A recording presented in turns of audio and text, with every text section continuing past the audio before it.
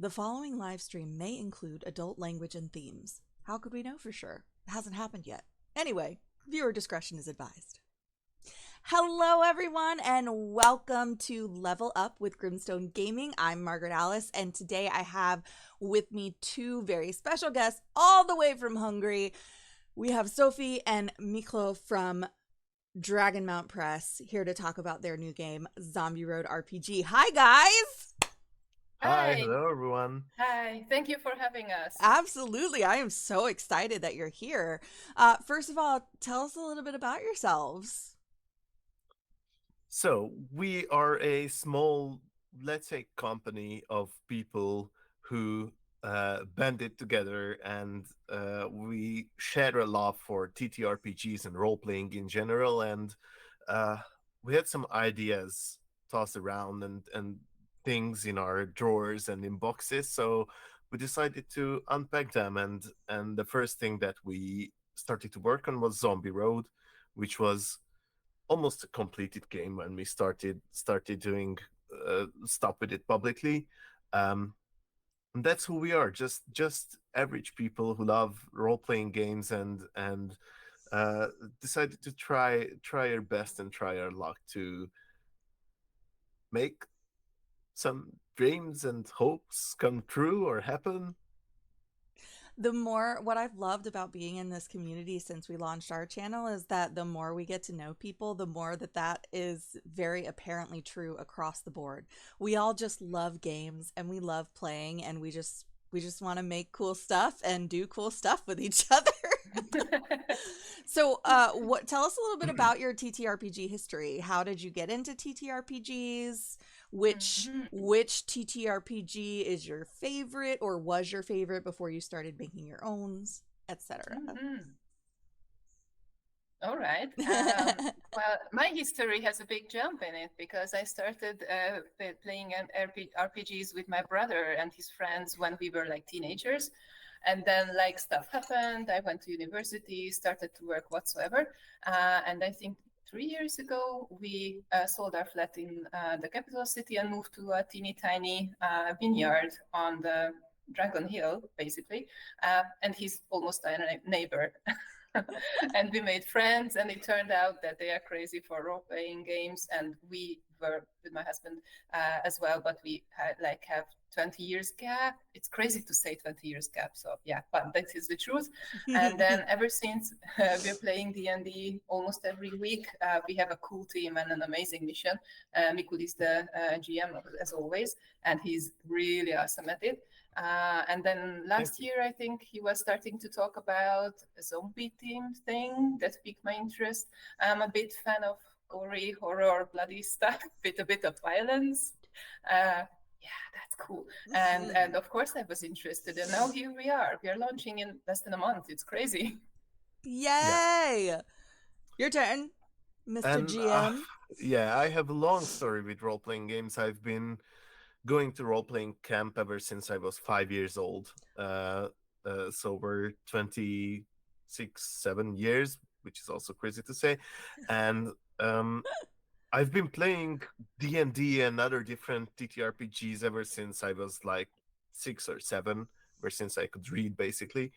And I've been playing almost nonstop every week for 10 plus years now, which is a blessing That to is have that opportunity. super impressive, given that Yeah, scheduling tends to be the hardest thing yeah. about playing I've TTRPGs. I've had like during the 10 years I had like 3 or 4 different groups.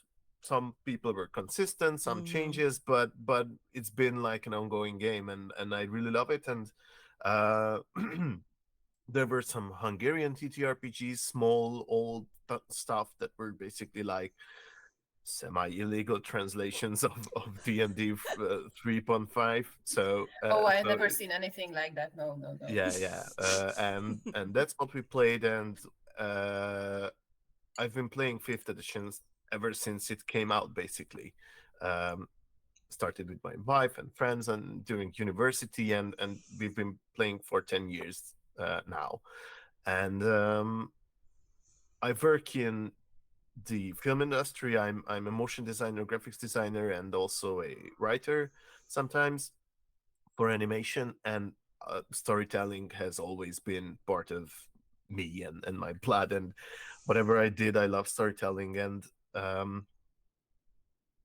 Zombie Road just sort of evolved because one of our D&D groups, due to COVID, had trouble scheduling Mm-hmm. online games, and we decided to do something interesting and project our anger towards COVID into Yeah. TTRPGs and zombies. And we were thinking, let's smash some zombies, and that's how Zombie Road was born, actually.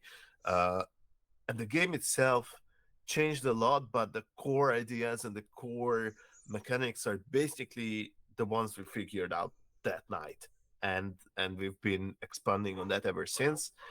um, that's how Zombie Road, and that's how the company basically started.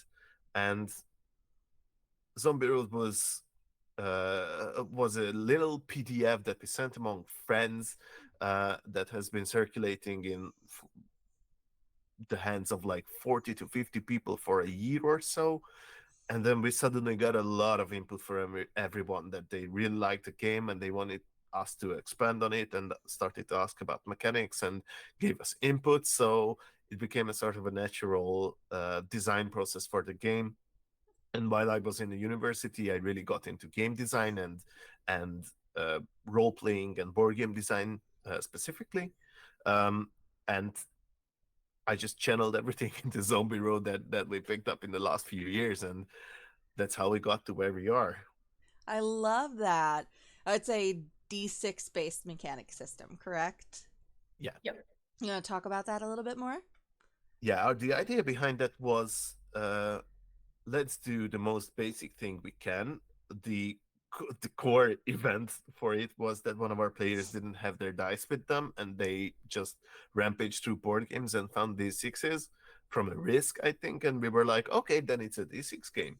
And then mm, uh, Yeah, COVID times, good old yeah, times. COVID times. Absolutely. Yeah, we crafted math around D6, and it became a really good mechanic because of endurance, which is your hit points that you can add to your dice rolls if your roll is not high enough.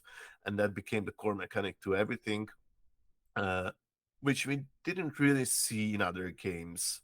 Uh, we tried to find it when we did research, and we didn't really find very similar mechanics to hit. There were like similar mechanics, like even with the Blood Hunter in D&D, but um, in general, we couldn't find something that works this way. And really enjoyed this mechanic, and that was the core for the D6. And also we kept it because we really liked the idea that Zombie Road has a low entry barrier for tabletop role playing. So even a new player who is just interested in tabletop role playing games can just pick up Zombie Road, doesn't need much. You can just grab a D6 from any other game you can find at home. Everyone Mm-hmm. has D6s at home. And you can just start playing. Um, or if Yeah, even if you don't have a D6, you can just DIY yourself one. Right. There yeah. are And so I many think this is apps where these it gets. days. Sorry, this is where I think gets really interesting because someone might raise an eyebrow Mm-hmm. by D6. It's too simple. It's not. It doesn't have Mm-mm. to be. And at first, when Mikul was telling me about the D6 system, I was just like, okay, cool.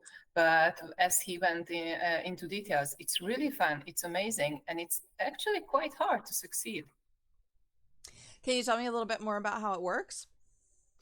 Yeah, so whenever you try to do anything in a game that has stakes with your character, like jumping over a blockade or trying to hit a zombie with an attack, or do anything that has meaning to it, you roll with your d6, like any check in any other tabletop role playing games. Sure. If the result you rolled is 1 to 4, then it's a failure. If it's a 5, it can be a success. If you either suffer a voluntarily disadvantage, uh, or add endurance to your roll. You can add endurance even if your roll was just a 1 to 4, uh, but you can resist getting a disadvantage, which is a constant, -1 points to every roll. Mm. Or if it's a 6 or higher, then it's an automatic success. Um, and this is where endurance comes in and disadvantages come in. Disadvantages, as I said, are -1 point penalty to every roll, and endurance can give you bonuses. Also, you have basic ability bonuses, brains or brawn, which is not physical as in much your attitude towards problem solving. So you either Oh, burst in through the door and shoot first, ask questions later. That's a brawn thing. And if That's me. you and if you stake out, then that's first and ask questions first and shoot second. That's more of a brains. brains thing. Yeah, very Um, tactical. and you also have experiences, which are survivor skills necessary to survive the apocalypse. These are medicine, stealth, observation, diplomacy, and crafting. And these all have a maximum of 3 bonus points, but at first you can just assign 2 bonus points altogether to your character. So to either brains, brawn, or experiences, and you add either brains or brawn to every role, and some experiences to roles that you can explain why experiences would go to that role. So you have to like Ah, bargain with your GM or role play why that adds to their role. It doesn't just happen automatically, or the GM can ask for an experience role if they like. So that that's the Yeah, that core premise. sounds right up Katie's alley of our in our group. She is constantly asking, like, "Well, I have done this in my past, so could I potentially use this skill instead of that skill, or can I have advantage?" yeah, She's cool. Yeah. famous for trying to put narrative reasons in to get better options for herself.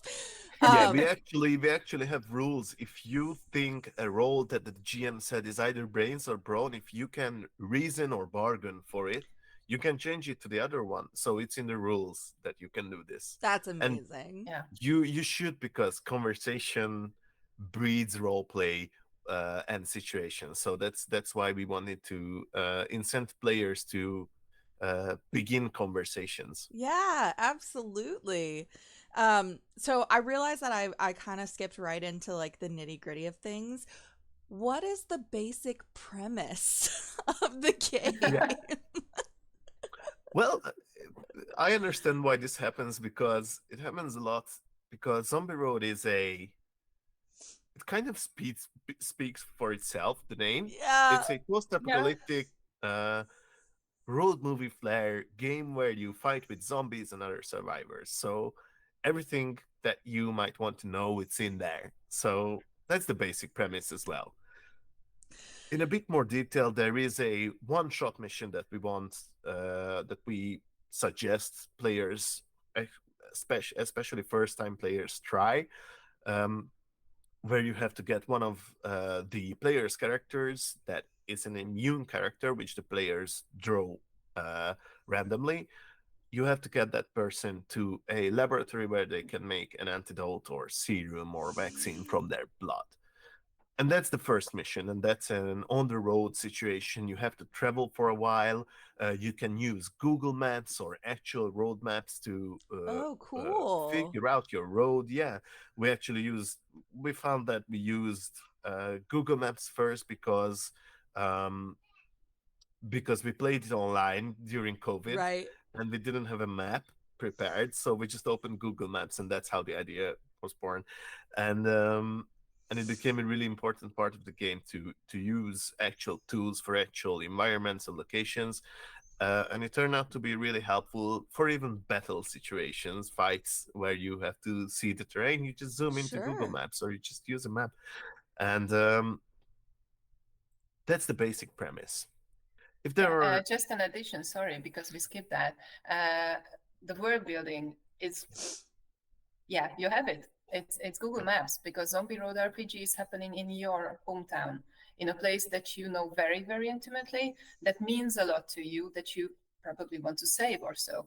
So there is no Yeah. fantasy world or anything else, another plane or whatsoever. So when we say we bring the post-apocalyptic wasteland to your doorstep, that's literal. Yeah. yeah. That And is it super adds cool. really cool flair and twists Hmm. to the game, Yeah. from rampaging your old workplace to going to the school you once went and stuff like that. So how cool is that? That is super cool. I love that aspect. Well, how do you deal with that digitally if you're playing with people who are from different areas? That's an interesting question because usually people who play together know each other at least a little. Like, they have like a common route, and which is usually tied to a location, and they usually find that location for themselves. If you want to be really generic, we have location archetypes Oh, for that okay. reason that you can use. So you don't have to figure out even the locations for yourself. We have very generic archetypes, and we have very specific ones like gas stations, schools, police stations, stuff like that. Sure. And we have pretty generic ones like big city, small town, wilderness, nature, and stuff like that. So that was the solution to that. And these locations are guidelines to how to imagine a certain type of environment in the apocalypse. So there are not no specific like skill challenges or stuff like that. These are more like ideas for you to place a real world location into. Sure. So there's potential there to create an amalgam of things where you put together like a town that Yeah, somebody's school is the school and somebody else's workplace is the office, et cetera, et cetera. Absolutely, That is absolutely. very Uh, cool. uh, but one thing I think all of our reviewers praised like crazy is the hometown thing. yeah, We had a US review from Misfit Adventurers. They played their university city, Auburn Mm. University, and they were running around campus, and even the mascot was playing a quite vital role. It's crazy. We had some Czech guys doing a review. They went in their hometown, so you can adapt it from, I don't know, Tokyo to Moscow, Sure. anywhere you want. And there is always something characteristic, something fun, something Hmm. cool in each and every place that when you know, and you love. And then if you push that button here, that's cool. That's really yeah, nice. I really like that versatility because as much as we all love playing in person, with COVID, everything became much more online based. And obviously, we're an online based channel. Our goal is to be connected to as many different TTRPG communities as we can. So I love that we'll be able to either play it ourselves in our location, or we can play online with a bunch of people and create a mix and match world. Speaking of which, let's talk about wanting a one shot for us after this, maybe. So what has the development process been like since you started pursuing this as more of a widespread business? um the development for the game changed only in, let's say, editing aspects and graphics aspects and illustrations. We try to make our initial core ideas that were just a small PDF that we made for ourselves into a more consumable version. So everything that changed was more or less visual or presentation aspects.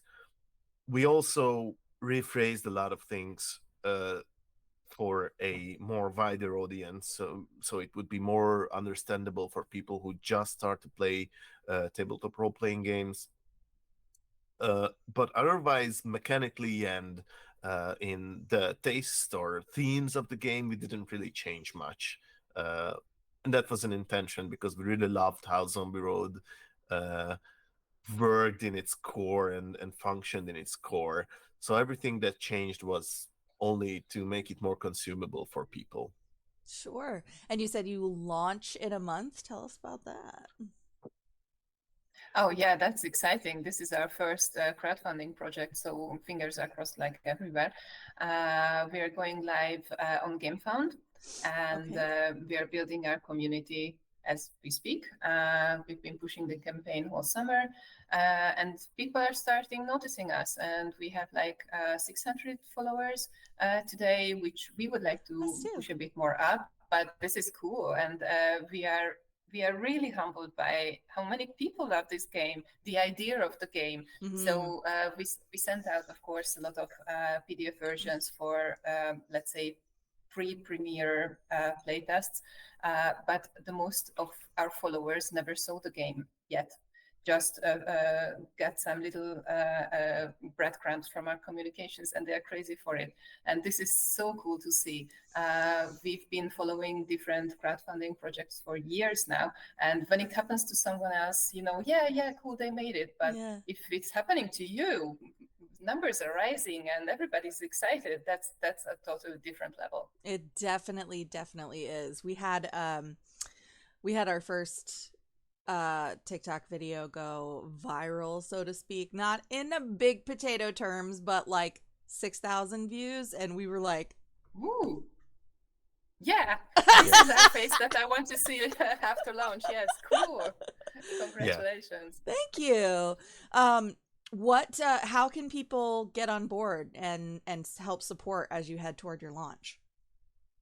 Yeah, the biggest support you can do is follow us on GameFound, which is just like Kickstarter, just for board games and TTRPGs especially.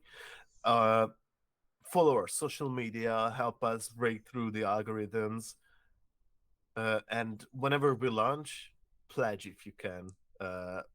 You can check out all our different rewards and types of products that we'll have. We have a core book and a deluxe edition that people can pledge to.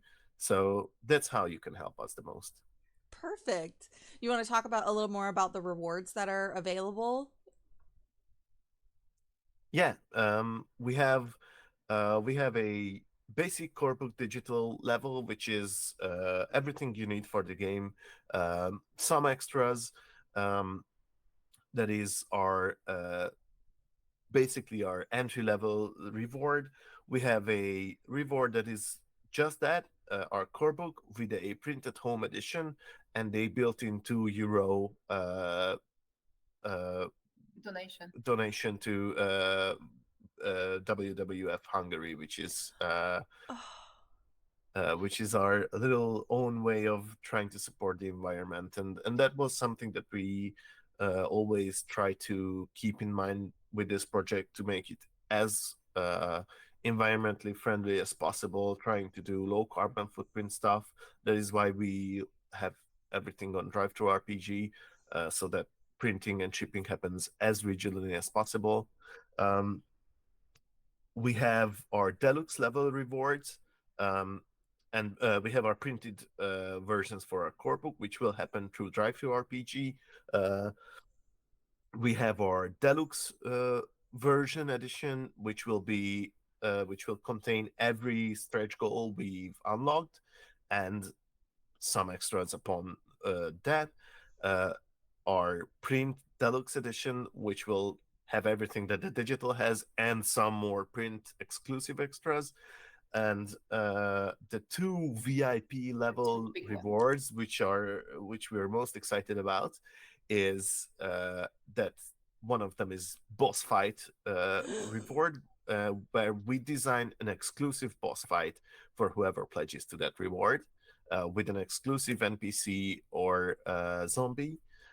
And we have the immortal reward, which is when you give us an idea for a zombie, NPC, vehicle, gear, object, or even location or anything, and we design it into the game, and it will be published in the deluxe edition with your name there. So that is our top tier and limited reward. So there both will of be these big ones include like a 1 hour call with the backer and with Mikul to discuss the details, because we want to go as specific as possible. And the boss fight, that's a very special one. I think this is my favorite one. It's not going into the book. Only you get it. Yeah, So we do the stats, we do the art, we do everything, but you have yeah, that one copy and that is only yours. And yeah. you can decide whether it's a friend or a spouse you want to zombify, or let's say a celebrity. How cool Yeah. would be, I don't know, Bon Jovi or whoever coming your way in a boss fight in Zombie Road RPG. And the immortal speaks for himself. The name there you will be incorporated into all deluxe edition copies, and yeah, that's turning you into a bit of history. Yeah. We will really be. Again, we really hope that our backers will bite on those. I think these are really cool opportunities to leave some legacy. Is that, I Yeah, I'm if that's I'm not I'm too really much? excited for both because I love the aspect that that if people give you some ideas and you can translate it into the language of your game, yeah. that is just awesome. That's one of the best things that happens, that people give you idea and you can build it into, you can mold it into stuff that they can use afterwards. I love that. We're all about, as I mentioned earlier, community engagement and work collaboration. I mean, TTRPGs are collaborative storytelling. So any opportunity for collaboration like that is so cool. I a friend of mine from high school is actually developing a TTRPG based on her book series, and I was fortunate enough to get to be part of a early play testing, and the character that I developed is going to be in the book. And I'm really excited about that. So I think Yeah, it other feels people good, would be, definitely. yes, it Mm-hmm. really does. I can't wait to get it and see it and be like, no, I made that. Of course, the artist did a very, wonderful visual rendition of what I built and described. That's not my work, but so speaking of artwork, you guys have a pretty specific approach to your artwork, don't you? Yeah, we generally avoid AI. We haven't used AI in this project at all. Um, we we don't plan to. And we do our illustrations mostly ourselves. We have an amazing artist friend called Chris Tully, who is a comic book artist who helped us with both our deluxe and core book cover, and he'll do some extra illustrations as well. Um, and any new illustrations and art that comes from either the boss fight or Immortal Pledges, we'll do ourselves. So we Zombie Road has a very specific art style that we love. It has its own language, and it's a language that we want to feel like you would do for yourself whenever you have the time in the apocalypse to like sketch something on a piece of paper, or a torn paper anywhere, just drawings of people who survived. And that's the feel we want to go with everything in the book. um Also, if we unlock it, we'll have a couple of new full page illustrations by different Ooh. artists Oh, throughout the world cool. internationally. So Very cool. So pivoting to personal questions just a little bit, what are each of your favorite aspects of this game that you've developed? Oh, for me, it's easy playing ourselves. It adds such a twist. It puts really the cherry on top. Um, I really believe that everyone, once or twice in their lifetime, had made some thoughts about what would I do in a zombie apocalypse? How Oh, would I sure. survive? Who would I befriend with? Who would I don't know, liquidate? And this is a good chance to prove yourself, to try yourself, because of course it's just a game, so you're perfectly safe. But it's really interesting from the back. So character building starts with your own backstory, like how did you survive the apocalypse? Because Zombie Road RPG plays 10 years after the Cataclysm. So you have to decide how you managed the first, breakout days. What have you been doing since? How did you survive? How did you end up in the quarantine zone? And what job are you currently doing in the quarantine zone? How you are contributing to the community? Are you a soldier or a propagandist? Who knows?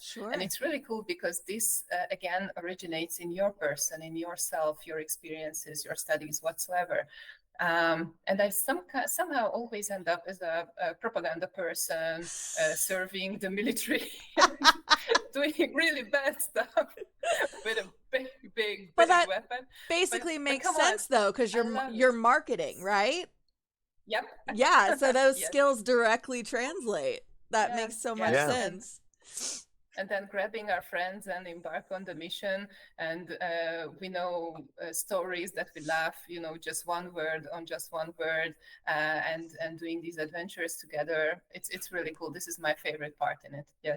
That is such a cool aspect to me, because one of the things that we love most about TTRPGs and about the role playing aspect is that there are real world benefits. It's basically a form of therapy, right? Like you have a chance to Yep. practice situations that have ties to real world, emotional experiences, and you get Yeah. better and better at dealing with those. And I think it's really interesting to attack that from literally from yourself, from a Yeah. personal standpoint. Also, that comes from an experience of the role playing camp I go to, where you're a mixture of yourself and a character you play, and I found that this playing yourself sort of enables you to role play more. Uh, Yeah. in the beginning, when you first try role playing games, because if you play a stranger whenever you play a new character or something, inevitably you'll play your a version of yourself, and if you just started out, that will probably be truer than if you try it later. Sure. So this was also something that we kept for new players to make transition to TTRPGs more easy, and we had several groups that were wholly beginners and fully new to TTRPGs that uh, months later got back to us and told us that this helped them break through a barrier they couldn't before. And ever since, they've been playing D&D, Pathfinder, any other big games that are actually Wow. were available for them. So it was a really interesting experience that this playing yourself is an important part of the game, a feature of the game. Sure. Yeah, I can Yeah. definitely see how that helps people, because you know yourself pretty well to begin with. Not only do you get to know yourself better, but it also helps you Mm-hmm. figure out how to think about those decisions from a role playing standpoint, so you can then apply them to characters who are not as much like you. I love Yeah. that, both from like just an experience and from an acting standpoint. We're also theater and film people over here. We actually do a lot of Oh, horror films. So that's one of the reasons that I was really? yes. Awesome. So that is one of the reasons that your game specifically piqued my interest. Hmm. We're for our Once Upon a One Shot series, we're running Alien RPG for the first time in September, and we're very excited about that too. So we're like, all the horror games, let's go. Yeah. So, Miklos, what is your favorite aspect of the game? Yeah, that's a difficult question because surprise, surprise, as the creator and the forever GM, I actually only played Zombie Road 2 or 3 times over 3 years, which is ridiculous. Um, but the other developer, Armin, he's a player almost every time, so he was a player input during development. Um, but when I played, the aspect I enjoyed most was the traitor mechanic, which is if you have 3 or 4 or more players, you can draw a traitor next to the immune. So one of you will be the immune character, and there will be a traitor amongst your party, whose goal will be to stop Ooh. the party to get to the lab or to achieve complete their mission. And that aspect and mechanic was really fun for me when I played.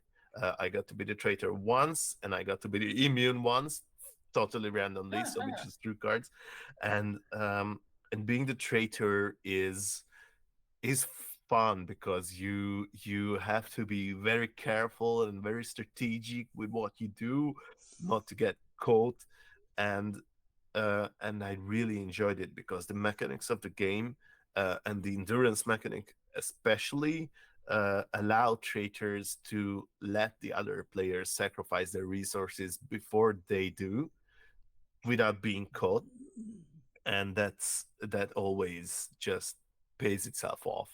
That So is fun. that is something I really enjoyed. That is fun.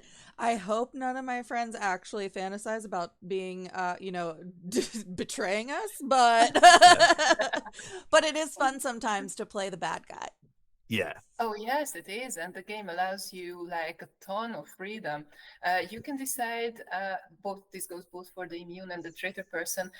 If you want to tell, of course, the traitor would never tell on a one shot. But if you're playing a longer campaign, which will be available through a stretch goal, you might want to talk to someone in the group, then another person, and then turn the entire group yeah, against the mission. Or let's turning to the immune person, you might want to start after the drawing. Okay, guys, I'm the immune person. You have to protect me. I can never be alone with either of you because you might be the traitor. That could be a good strategy, or just keeping quiet. So yeah. this is all depending on you again, what you think the best solution would be. Yeah, the best bad guys present themselves as As good good guys, guys. and that's Yeah. always fun to do if you're the traitor and you are a Yeah. bad guy. But you don't even have to be like bad or evil. You just have different goals, or you have a motivation Sure. for this mission to not be completed, and that's always fun to figure out and play on that. And if that motivation is like emotional enough or deep enough, the players will turn to your side. So you can say like, my Yeah. family is kept captive and I need to do this, help me, and the players might actually help you. So uh that's why that's my favorite aspect of the game. Yeah, the best bad guys think they're the good guys. Yeah. Oh yeah, So they're convinced. Yeah. I love that. So I had a question about the immune and now I just stopped.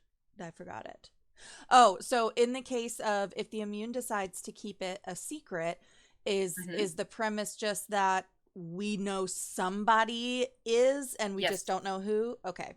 Yes. Yeah, Cuz the first mission is given to the players by a faction called Hopefuls, um, who know for some reason that there is an immune amongst the players. Maybe they did some blood tests, uh, or they know that they infected a few people and someone didn't got infected actually. So maybe the hopefuls aren't the good guys as they set themselves out to sure. be, but they know that there is an immune character amongst those X number of I love all those people. possibilities. The immune Yeah, could either know and not want to become a science rat, yeah, or Yep. maybe they don't even know. The hopeful might yeah, not have told them. And if they were yeah, immune, they might not know that they were exposed to the infection in the first place.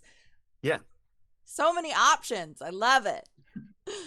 Yeah, and that's one of the key things to Zombie Road is that we give you ideas and some mechanics to those ideas, or similar, or if you want to implement similar ideas with those mechanics, but there is nothing like set in stone that you have to do story wise. So we give you vibes, we give you feelings, we give you ideas and options. If we give you very specific things, we give you options, and that's an important thing for us, that this makes preparation much faster because you'll have to figure out some things on the fly as you go.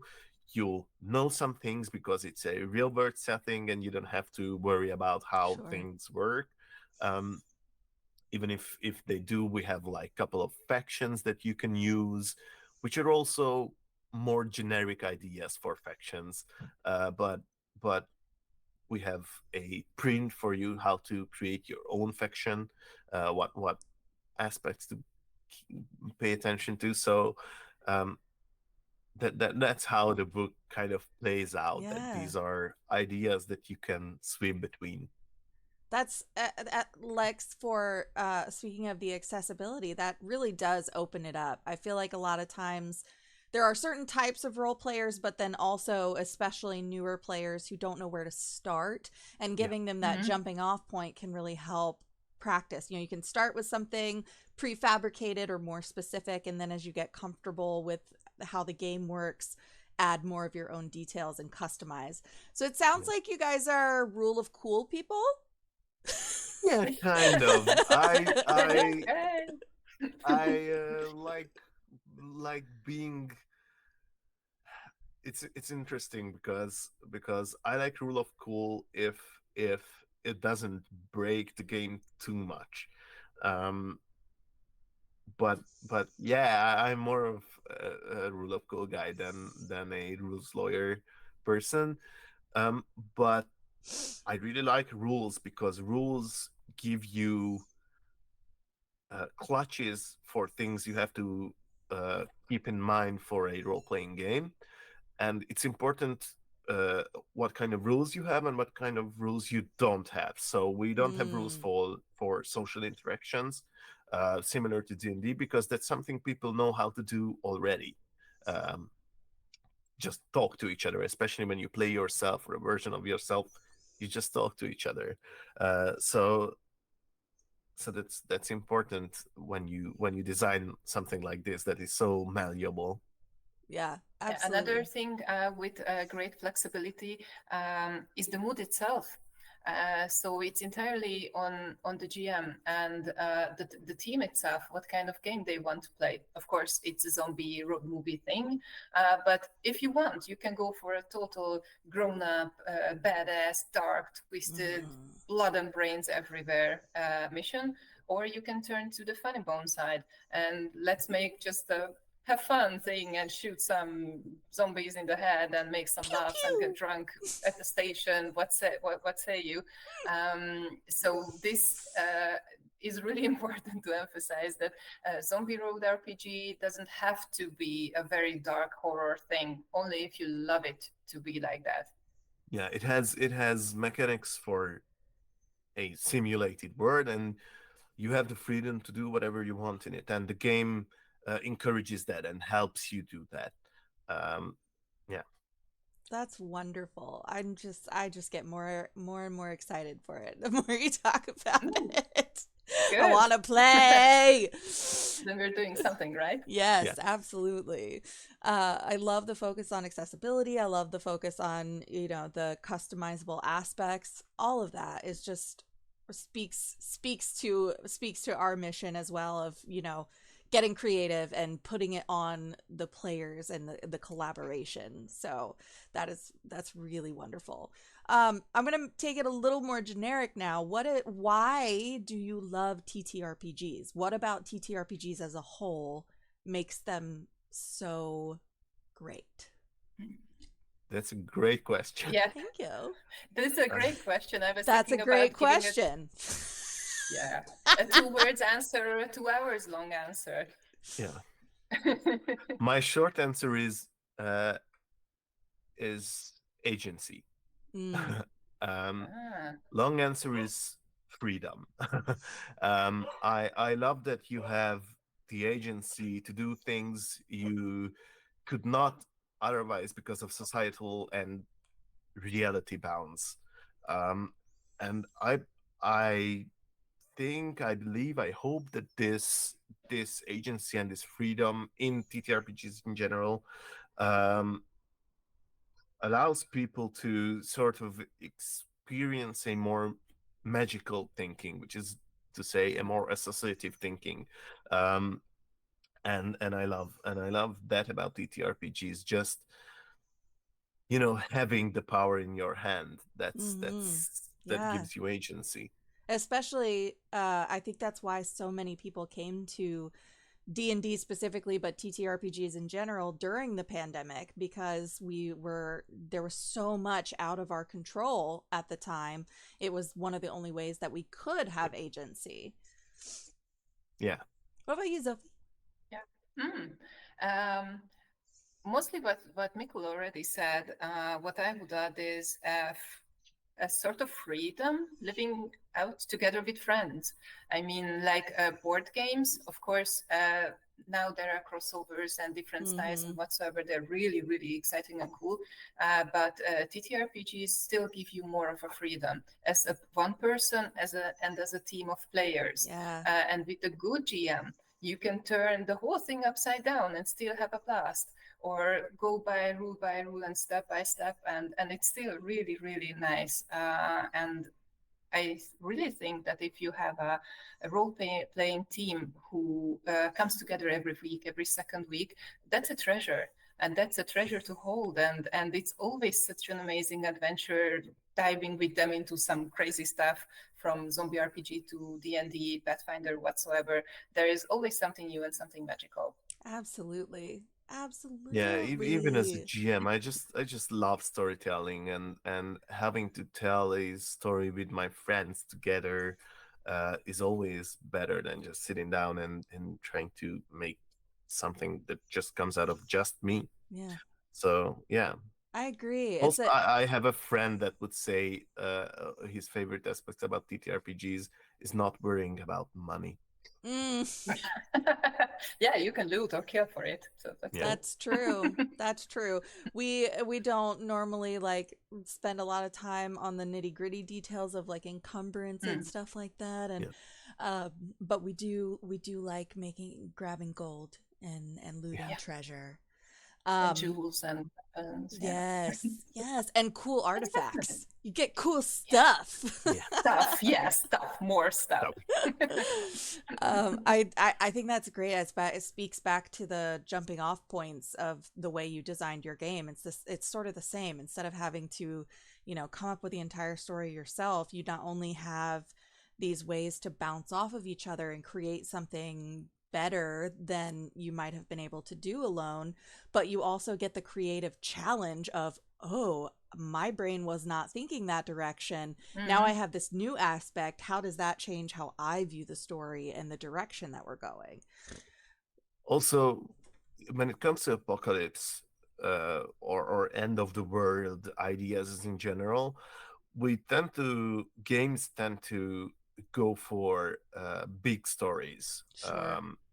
and the idea is to start out with your own perspective of the story, and then have your own little world just expand by Yeah. being the one of you being the main character and getting into the middle of some shitstorm with zombies or enemy factions.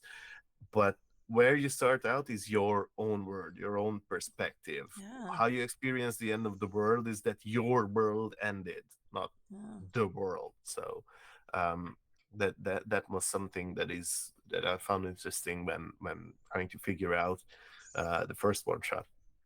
That I think again that I think that is a large product of what the pandemic put into perspective for us, which was a lot of people were Yes. feeling like very Yeah. small, and Yeah, like the big picture is just overwhelming. I think the more we can talk about individual stories, the more we can value our own individual stories. So I love I that. like that. Yeah. Well, anything else you guys want to talk about or throw out there about your game? What's something that I don't know to ask as someone who has not played or Mhm. been involved? I would suggest, Mikul, would you elaborate just a bit more on the endurance currency thing? Because I think that mechanism is really cool and quite unique. And we touched it, but I think we just scratched the surface if we have yeah, time for that. Yeah, yeah. absolutely. So what endurance was something that was born from the survival aspect Sure. of the apocalypse or end of the world games, and more often than not, hit points were just there to be hit points to lose or to regain, but not to use. And something else we found in our 5e games that people usually ask me, especially new players, ask me when they made an attack roll or a saving throw and an ability check. They ask me when after they audit their bonuses that is there something else I can do? And that was something when I usually had to say, I'm sorry, but this is all you can do. And sacrificing your hit point to do more, to push your Mm-hmm. energy beyond what you can do, your sacrifice your endurance to succeed was something that I really liked because you can you can always do more. You may die doing it. You may go unconscious or get knocked out, or you may heroically sacrifice yourself, but there is something more you can do, even when you're just making an attack roll or doing something small. And that was something that really excited me. And endurance doesn't just you can add it to more stuff than just your dice rolls. You can use it to buy more actions in combat. We have a Ah. point-based action combat system where you have two actions to start out with, and you can gain more actions as you go with the campaign or the game. But uh, each action based on time and complexity costs one, two, or three actions, and you can Oh, buy okay. more with endurance. So even when you just need one more move to reload, you can do that by sacrificing endurance or movement.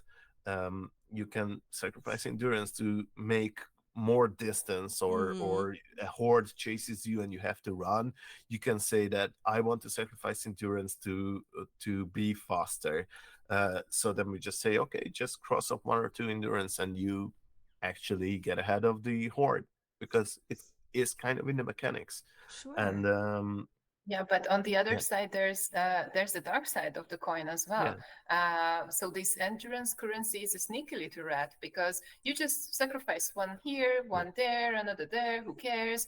yeah, And as the story unfolds, you get more and more penalties because you're exhausted, you're hurt, whatsoever, and then comes a boss fight or just a zombie ambush, and then Mm-hmm. it's oh, and then you realize it's almost game over. So yeah, it really keeps you on your toes. yeah. Or first, yeah, it's game over, and in the second, you are more conscious about measuring whether it is really worth to push that one dice roll, or Yeah. just go around it, or really sacrifice an endurance. You have to think about every move you make because it's an apocalypse. It's the end of the world. You Yeah. cannot, if you mess something up, that's on you, and you have to carefully think about things. And the endurance mechanic kind of models that way of thinking to the game. So in the course of a one shot, then is endurance a finite resource? You start out with five endurance. Wherever you start with your first game, you have five endurance, and you can have up to 10 on your first level.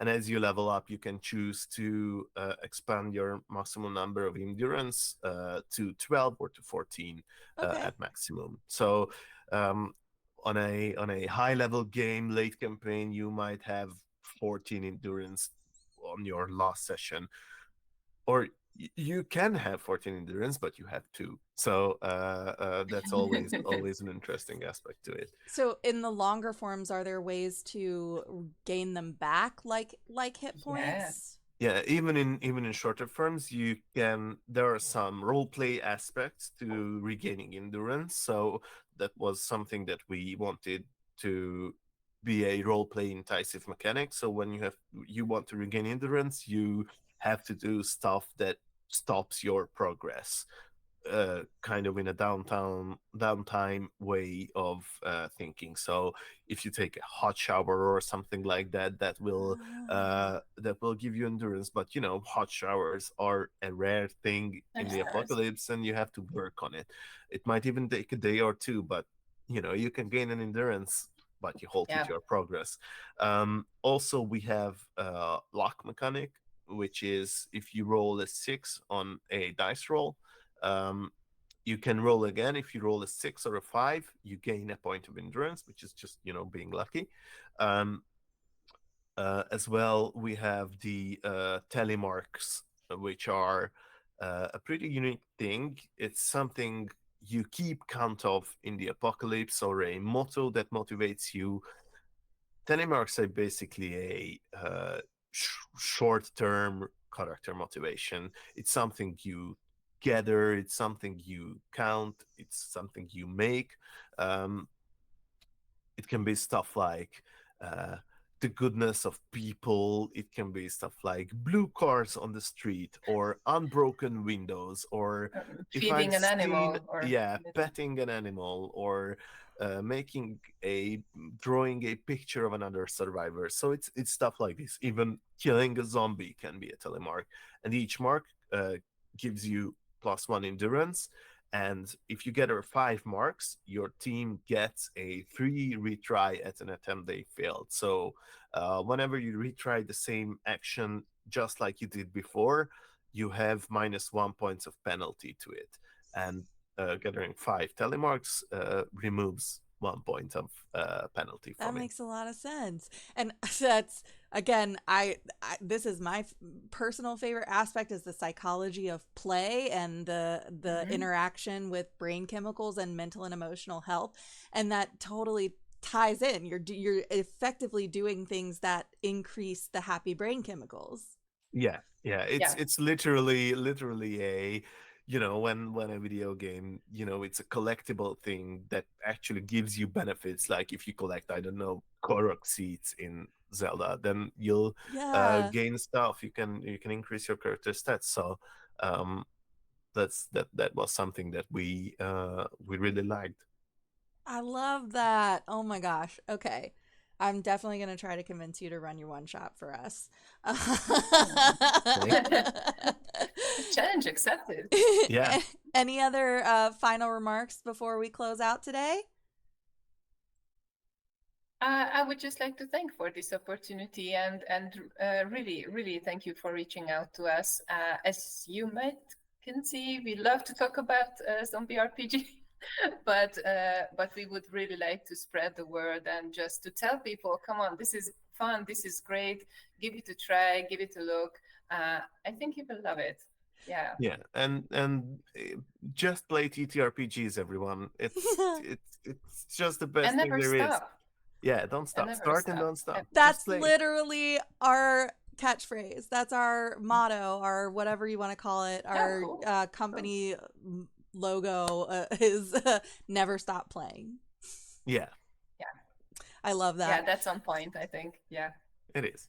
All right, you want to remind us where everybody can find you guys on socials and whatnot? Yeah, we are Zombie Road RPG everywhere. But follow us on GameFound. That's the big one. main big one that we have Main to big push one, right but now. we are also present on Facebook, Instagram, and TikTok. We have a YouTube channel, so you can find us everywhere you want. And if you push the big green button, the follow button on GameFound, that's really cool because then you will get our updates. These are like newsletters, I think, more or less, where we always give some sneak peek and behind the scenes information. And this is where we can keep you, our backers, followers, on track with the project. Yeah, and we also love giving free stuff to everyone if we can. So keep an eye out, and we usually do those on GameFound. So. Well, thank you so much for being here today. I appreciate working this out across so many time zones. So I'm if you are watching this on our YouTube channel, we are not live as we normally are because of the time difference. So I'm very sorry that you did not get a chance to ask any questions live, but if you do have questions, drop them in the comments and we'll get in touch to make sure you get some answers from these lovely folks. Absolutely. Go check them out. Go follow them. We're Grimstone Gaming, YouTube, Grimstone Gaming Group, Patreon, Grimstone Gaming Group if you want to support the stream. We also have different levels of stuff and behind the scenes things that we've been adding to our Patreon. We have a free level if you want to follow that way rather than YouTube, that will have all the same sort of access and videos to our shows. But then if you do want to add some support to the channel, we have added things like our stars and wishes after sessions that we do. Once we start Essentia, we're going to have our pre-session character warm-ups as well that we add there, as well as an episode guide for Tabletop Turntable in case you missed anything. Speaking of which, next Tuesday we will be back with the penultimate episode of our first track of Tabletop Turntable. So make sure you check that out. Follow us on TikTok, follow us on Instagram. all that good stuff, and never stop playing.